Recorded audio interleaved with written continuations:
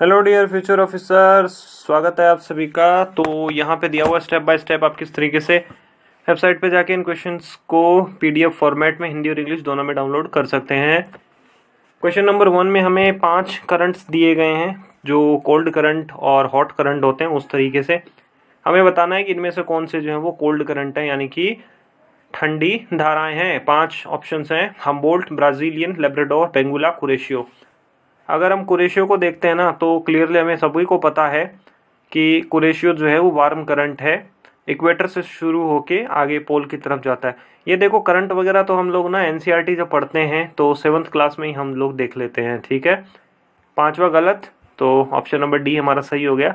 1, 3 and 4 Humboldt, Brazilian, Humboldt, Labrador और Benguela, ठीक है। ये ब्राजीलियन जो होता है वो गर्म करंट होता है, वार्म करंट है। मैप के थ्रू भी हम देख सकते हैं। यहाँ पे अगर आप देखेंगे, अगर आपको थोड़ा सा दिखाई दे रहा होगा तो ये जो है ना, यहाँ पे ब्राजीलियन करंट है, ठीक है। ये ब्राजीलियन थोड़ा होता है। और इतने सारे इसमें दिए हुए हैं, 20-30 नाम दिए हुए, इतने हमें याद करने की कोई ज़रूरत नहीं है।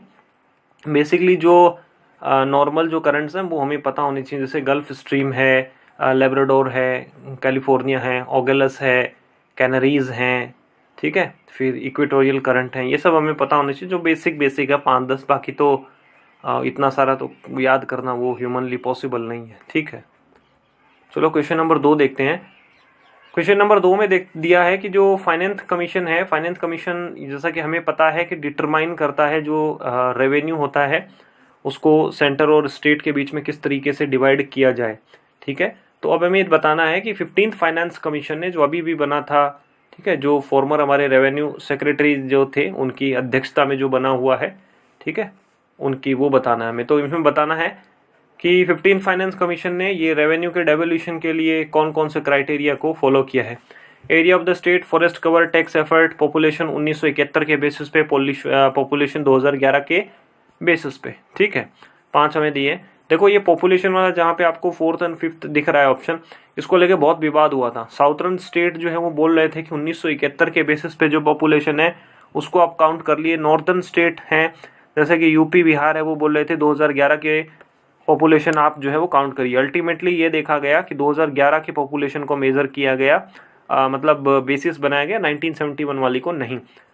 4th हमारा अगर गलत हो जाता है तो ऑप्शन बी और ऑप्शन डी हमारा गलत हो गया। अब बचा हमारे पास ऑप्शन ए और सी, यानी कि 135, 1235 सेकंड में देखना है। तो फॉरेस्ट कवर के बारे में बात जो है वो 15th फाइनेंस कमीशन के बारे में नहीं की गई है, ये 14th कमीशन में की गई थी। 15th कमीशन में फॉरेस्ट एंड इकोलॉजी के बारे में बात की गई है, ठीक है। तो 15th कमीशन में एरिया ऑफ द स्टेट के बारे में बात की गई है। टैक्स एफर्ट मतलब जो स्टेट है वो कितना मतलब खुद से मेहनत करता है रेवेन्यू जनरेट करने के लिए, कलेक्ट करने के लिए, और पॉपुलेशन 2011 के बेसिस पे, ठीक है।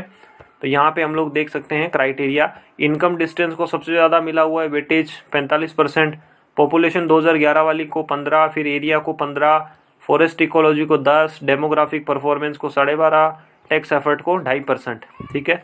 तो ये हमें देखना है, ये पता होना चाहिए हमें कि कौन से क्राइटेरिया को कितना वेटेज दिया गया है टैक्स डिवोल्यूशन के लिए, ठीक है। हो सकता है एग्जाम में आ जाए कि ज़्यादा से कम में लिखिए या कम से ज़्यादा की ओर लिखिए, ठीक है। तो ये हमें पता होना चाहिए। एक चीज़ ये है कि जो 14th फाइनेंस कमीशन है उसमें डेवोल्यूशन जो है वो 42% किया गया है, बट ये 15th फाइनेंस कमीशन में डेवोल्यूशन 1% घट गया है। अब ये जो रेवेन्यू का डेवोल्यूशन है वो 41% बचा है, ठीक है। 1% जो है वो कहाँ चला गया, वो चला गया जो नई हमारी यूनियन टेरिटरीज बनी हैं जम्मू और लद्दाख, उनमें चला गया, ठीक है। अब आप लोगों के लिए भी एक छोटा सा क्वेश्चन है, आप ना कमेंट करके ये बताइएगा कि फाइनेंस कमीशन के जो मेंबर्स होते हैं उनकी जो कंडीशंस होती है ना सर्विस की, वो कौन डिसाइड करता है, ठीक है। इसमें आपको ध्यान रखना है। फिर से क्वेश्चन देख लीजिए कि जो फाइनेंस कमीशन के मेंबर्स हैं उनकी सर्विस की कंडीशंस क्या होंगी, ये कौन डिसाइड करता है। हिंदी में बोले तो जो वित्त आयोग है उसके सदस्य हैं, उनकी सेवाओं की शर्तों का निर्धारण कौन करता है, ये आपको कमेंट करके बताना है, ठीक है। क्वेश्चन नंबर 3 देखिए। क्वेश्चन नंबर 3 जो है वो बायोफ्यूल के बारे में दिया हो। बायोफ्यूल आजकल बहुत चलता रहता है, क्योंकि जब से ये नेशनल बायोफ्यूल पॉलिसी आई है ना 2018 के बाद में, तो तब से तो ये तो हर रोज आता ही रहता है कहीं ना कहीं इसको, ठीक है। तो क्वेश्चन नंबर 3 में दिया है, पहला दिया है कि फर्स्ट जनरेशन जो बायोफ्यूल है ना, उसके अंदर हम बायोफ्यूल कैसे प्रोड्यूस करेंगे। जो बायोमास वेस्ट है, जैसे कि गेहूं है या मक्का है, टूटा हुआ चावल है, लकड़ी है, उससे हम करेंगे।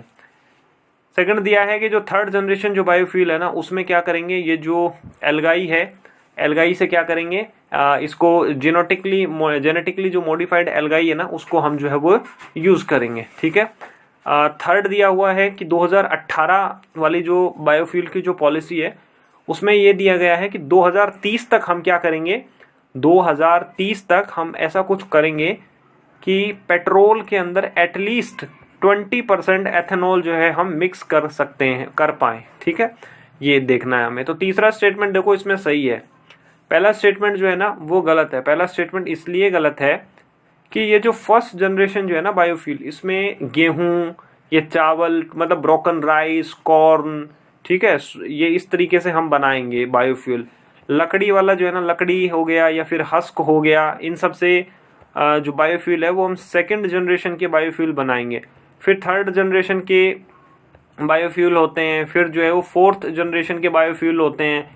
जो फोर्थ जनरेशन के जो बायोफ्यूल है उनमें क्या होता है कि मतलब वो ऐसे बायोफ्यूल होंगे जिनसे हम एनर्जी भी प्रोड्यूस करेंगे, और वो कुछ स्पेशल होंगे कि जो भी कार्बन का जो एमिशन होगा, कार्बन का उत्सर्जन होगा, वो उसको सिक्वेस्ट्रेशन भी कर लेंगे, मतलब खुद ही जो है वो कार्बन जो है वो कुछ कंटेंट है एब्जॉर्ब कर लेंगे, ठीक है। तो आप यहाँ पे इसको देख सकते हैं, नेशनल जो पॉलिसी है बायोफ्यूल 2018 वाली, उसको देख सकते हैं, ठीक है। तो आप टेलीग्राम जो चैनल है ओनली IAS नथिंग एल्स, उसको भी आप ज्वाइन कर सकते हैं यूपीएससी और स्टेट PCS से रिलेटेड रिक्विजिट मटेरियल के लिए, गाइडेंस स्ट्रेटेजी के लिए। क्वेश्चन नंबर 4 दिया हुआ है, देखो हॉर्नबिल के बारे में दिया हुआ है। आप लोग बहुत सारे सब लोग तो न्यूज़ देखते ही हो, हॉर्नबिल फेस्टिवल के बारे में दिया ही रहता है, ठीक है। तो एक चीज़ हमें ये पता होनी चाहिए ना, हॉर्नबिल एटलीस्ट कई सारे टाइप के होते हैं। अकॉर्डिंगली अगर हम बात करें तो लगभग 9 टाइप के हॉर्नबिल होते हैं, ठीक है। तो हमें 2 स्टेटमेंट दिए हैं, वो 2 स्टेटमेंट किससे रिलेटेड दिए हैं, ग्रेट हॉर्नबिल हैं उनसे रिलेटेड दिए हैं।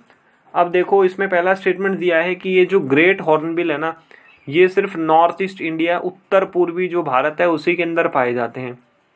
दूसरा बोला है कि IUCN की रेड लिस्ट के अकॉर्डिंग ग्रेट हॉर्नबिल को एंडेंजर्ड यानी कि संकटग्रस्त जो है वो घोषित किया गया है, ठीक है।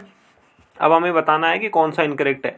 देखो पहला वाला इनकरेक्ट है, क्योंकि ऐसा नहीं है कि ये ग्रेट हॉर्नबिल है जो नॉर्थ ईस्ट में ही रहते हैं, ये हमको भूटान में भी मिल जाएंगे, फिर आगे जो कंट्रीज़ हैं, म्यांमार हैं, फिर जो साउथ ईस्ट एशिया की कंट्रीज़ है वहाँ मिल जाएंगे, भूटान के अंदर भी मिल जाएंगे, ठीक है।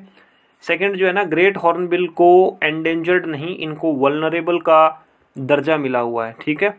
तो हॉर्नबिल, यहाँ हम कलेक्टिवली हॉर्नबिल की नहीं बात कर रहे हैं, हॉर्नबिल के अंदर भी एक अलग से स्पीशीज़ है ग्रेट हॉर्नबिल्स, उनकी हम बात कर रहे हैं।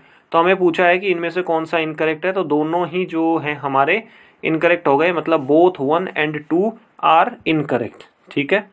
अब ये देखिए, ये ग्रेट हॉर्नबिल है और इनको जो है बहुत ज़्यादा मारा जाता था, इनका शिकार होता था, क्योंकि कई जो नागा ट्राइब्स ऐसी हैं जो कि इनके सिर पे, ये हेड पे ये जो लगा हुआ है ना, इनकी हंटिंग करके फिर ये इसको जो है वो अपना हेड गियर जो पहनते हैं उसके अंदर वो इसको लगा लेते हैं, ठीक है। अभी तो हालांकि बहुत ज़्यादा इनकी हंटिंग रुक गई है।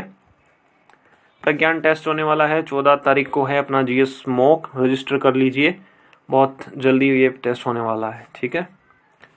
क्वेश्चन नंबर 5 दिया हुआ है कि पापुम रिजर्व फॉरेस्ट जो है वो हमें बताना है कि कौन से राज्य के अंदर स्थित है, ठीक है।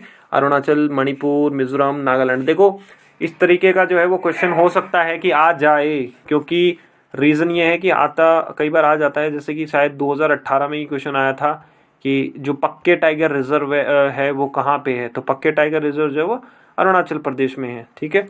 तो हमें पापुम के बारे में पूछा है कि ये पापुम रिजर्व फॉरेस्ट कहाँ पे है, तो ये अरुणाचल प्रदेश के अंदर है, ठीक है। अब इस तरीके के जब क्वेश्चन आते हैं तो हमें थोड़ा मैप पे भी देख लेना चाहिए। तो ये पापुम जो फॉरेस्ट है वो पापुम पेर जो डिस्ट्रिक्ट है वहाँ पे उसी के अंदर है और ईटानगर के थोड़ा पास में है, ठीक है। तो ये कुछ चीज़ें जो है हमें पता होनी चाहिए। इवन अभी जिन्होंने हिंदू न्यूज़पेपर पढ़ा होगा उन्हें तो ये न्यूज़ पता चल ही गई होगी कि अरुणाचल जो है वो अब ब्रह्मपुत्रा के डाउन स्ट्रीम में भी जो है वो हाइड्रो पावर जो है वो एस्टेब्लिश करने वाला है। तो जब भी इस तरीके की न्यूज़ आए तो हमें अपना जो मैप है, मैप रीडिंग हमें कर लेनी चाहिए। ठीक है, ये हमारे 5 क्वेश्चन थे और आप आज कमेंट करके ज़रूर बताइए आज आपकी परफॉर्मेंस